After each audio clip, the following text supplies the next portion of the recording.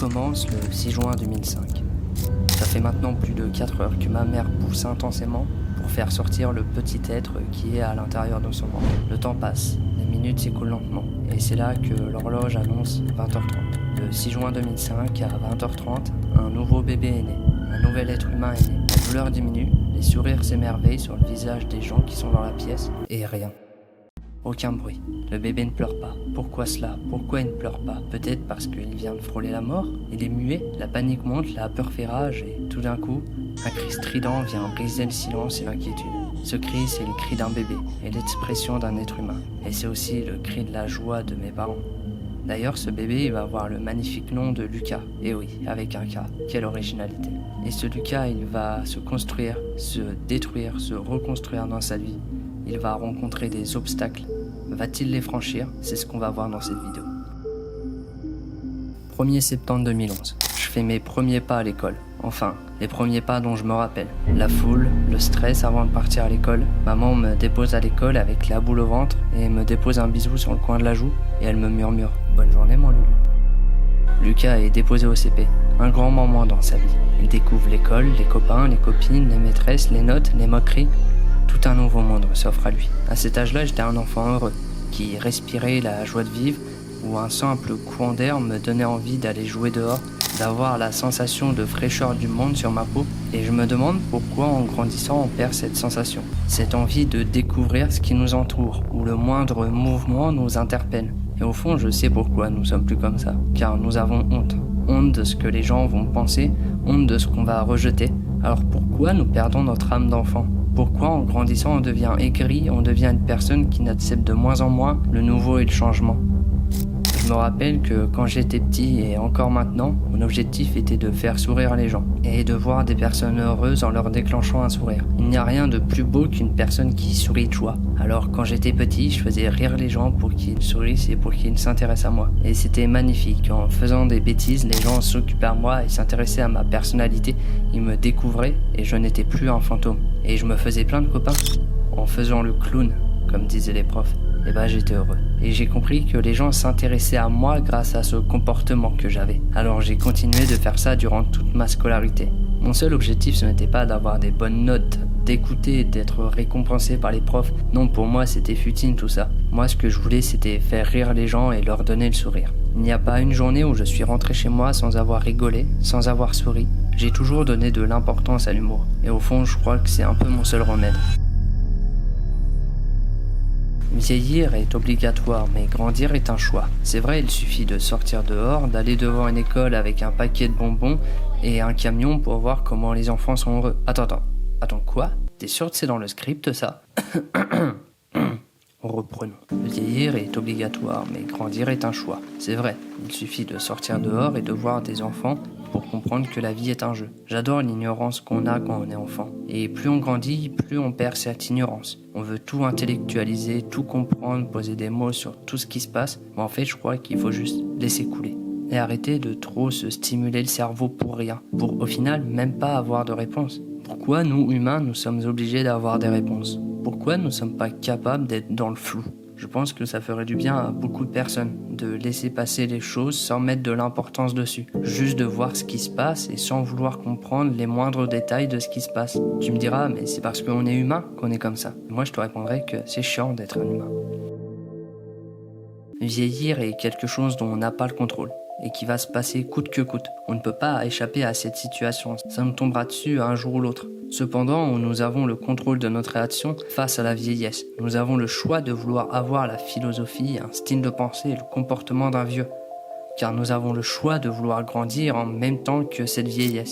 Et si c'est un choix, cela veut dire que c'est subjectif et que chacun de nous aura une réaction différente face à la vieillesse. On sera tous vieux, mais comment on perçoit la vieillesse, cela sera différent. Je ne sais pas lequel est le mieux entre accepter de vieillir et donc grandir en même temps qu'on vieillit, ou de ne pas accepter de vieillir et de ne pas grandir en même temps que la vieillesse. Au fond, je pense qu'il n'y a pas de bonne ou de mauvaise solution. Le plus important, c'est de vivre, et de vivre comme bon nous semble, sans se préoccuper de tout et de rien. Juste remplir ses poumons d'air et profiter du bonheur que cela nous procure de pouvoir inspirer de l'air et en expirer. C'est dommage, maintenant dans notre société, tout va vite. L'évolution est au centre de notre société. Tu ne travailles pas assez, tu n'as pas déjà fait l'amour à 13 ans, mais c'est la honte. Et je ne parle pas bien sûr de la technologie, qui avance à une vitesse fulgurante. Et nous n'avons même pas le temps de se poser, de se concentrer sur soi. Nous sommes absorbés par l'hyperstimulation. Tu t'ennuies, prends ton téléphone, fais des shorts. Et pendant que tu fais des shorts sur ton téléphone, une personne vient te parler. Alors tu fais des shorts, tu te concentres sur cette personne qui te parle, tu entends le bruit du métro sur les rails. Et ce bruit du métro sur les rails active l'ouverture des portes et le brouhaha des gens qui rentrent dedans. Et parfois, il faut savoir juste dire stop, stop. Laissez-moi me concentrer, me reconnecter avec moi-même et d'enfin prendre conscience de mon rythme respiratoire et d'oublier ce qui m'entoure, d'être moi et seulement moi. Et ça, quand nous grandissons, c'est une faculté qu'on peut débloquer. Comparé à un enfant qui n'a pas cette prise de conscience, notre construction est beaucoup plus évoluée et plus poussée par rapport à celle de l'enfant. Lui, le seul truc qu'il veut, c'est de prendre du plaisir et de se divertir. Alors profitons de pouvoir prendre conscience de tout ça, de profiter pleinement du bienfait du lâcher-prise et de vivre sans préoccupation, de grandir quand on grandit, de jouer quand on a envie de jouer, juste profiter et être ancré dans le moment présent. En faisant ça, en utilisant cette faculté, croyez-moi que vous pouvez ressentir du changement. Un changement dans votre vie, que ça soit dans votre manière de penser, dans votre façon de réagir face à des situations, sur plein de domaines de votre vie, ça va vous changer. Et récemment, j'ai été témoin des premiers événements du temps. Et c'est pour ça que je fais cette vidéo. Je me sens vieillir, mais en aucun cas je me sens grandir. En aucun cas j'évolue dans ma vie. Il n'y a pas de changement. Je suis dans une phase de stagnation. On en revient finalement au point de départ. En effet, ce n'est pas parce que tu vieillis que tu grandis. Et je parle de ça car je suis actuellement dans cette situation. Je vieillis mais je ne grandis pas. Et ça, c'est ce que j'appelle les événements du temps. Car le temps, soi-disant comme on nous l'explique, comme nous le percevons, n'existe pas. Il n'est pas réellement 19h, ce n'est qu'une référence pour pouvoir suivre les événements du temps. Un animal ne va pas dire ou penser qu'on est en été. Cependant, nous, humains, nous sommes obligés de dire qu'on est en été pour pouvoir se repérer dans le temps. Mais l'été n'existe pas vraiment. C'est juste nous qui avons fixé un mot, un jour sur les événements du temps. Le temps dont nous nous servons n'est que superficiel. Il nous sert à nous repérer dans l'espace-temps, dans ce vide immense.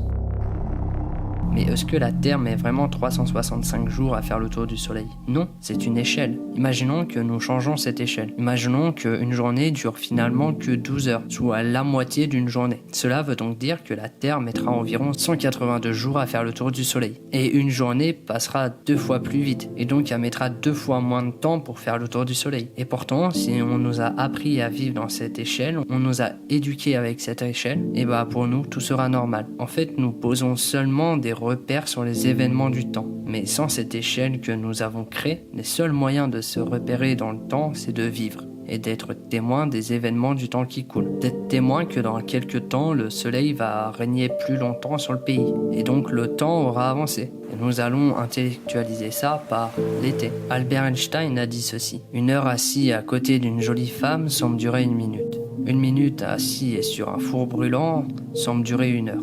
C'est ça la relativité. Dans cette citation, on comprend bien l'intemporalité. Le fait que le temps n'est qu'une perception de nos sens et que la durée est totalement subjective. Chacun de nous a une réaction différente face aux événements du temps. Chacun de nous vit différemment le temps tel qu'on le perçoit. Cependant, nous avons tous des repères universels pour nous indiquer dans le temps.